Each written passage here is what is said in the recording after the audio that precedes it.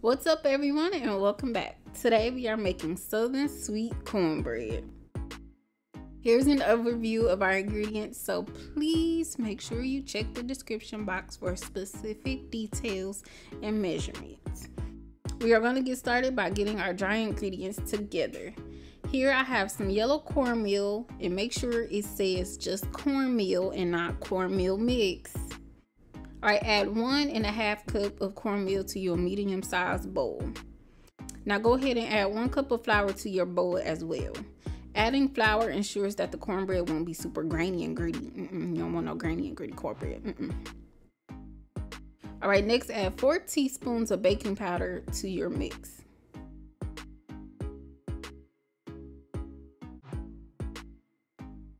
Lastly, I'm going to add in about 1/4 cup of sugar to my bowl. Depending on how sweet you want your cornbread, feel free to add more or less to taste. It's all up to you.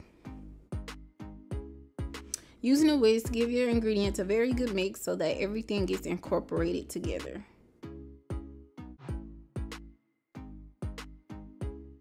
Today, I'm using about 2/3 cup of buttermilk, and if you don't have it on hand or want to buy it, you can also just make buttermilk like I am. Regular milk works just fine as well. Also note that the amount of milk used will vary depending on the consistency that you want your batter to be. So if any point it becomes too thick for your liking, add a tablespoon of milk at a time until you get the results that you like. I'm using 2/3 cup of buttermilk, so mine is gonna be a bit thicker, but again, thin it out and add more milk until you get the consistency that you like. Okay, while my milk sits, I'm gonna go ahead and prep my skillet. I'm using an 8-inch cast iron skillet, but any oven safe dish would work. Add about 2 to 3 tablespoons of butter to your skillet or dish, and then follow that up with about 2 tablespoons of vegetable oil or your choice of oil.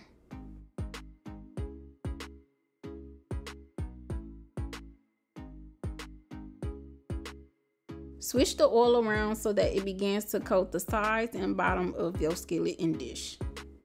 Now place the skillet in a preheated oven into the buttermilk to about 3 to 5 minutes or so. So while that's in the oven, let's finish up our batter. I'm gonna also add in about 1/4 cup of honey to my mix. If you don't like honey, then you can sub out this amount and just add in more sugar if you like. Next, add in your milk or buttermilk. And then lastly, I'm gonna add in 2 eggs to my mixture. Using your whisk again, mix the batter until the ingredients are just incorporated together. It's very important not to over mix your batter or else it will turn out super dense. Do not over mix. Literally just mix it until you see everything is incorporated together, not a second more. I'm switching to my spatula so that I can fold the rest of the batter and scrape along the sides and bottom of the bowl.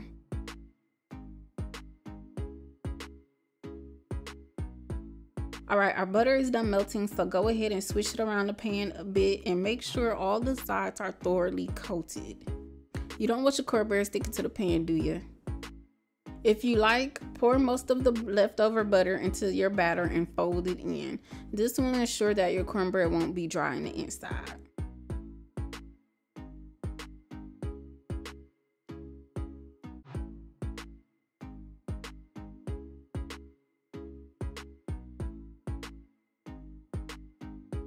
Once you're done folding the mix, pour it into your greased skillet and level off the top.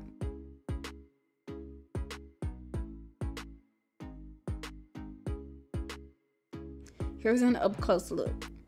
Now bake your cornbread for about 20 minutes on 350 degrees Fahrenheit. This step is optional, but it's been about 20 minutes and I'm taking the cornbread out so that I can rub some butter along the top and the crust. Make sure you get all up in the cracks and creases with the butter. Return the skillet to the oven for another 10 minutes or until the top is nice and golden brown. And we're done. Yes, look how nice and golden brown the top of that cornbread is. I'm about to cut a piece right now. Alright, so I'm gonna plate and serve my cornbread with some extra honey and honey butter. And thank you for watching, and I'll see you in the next video.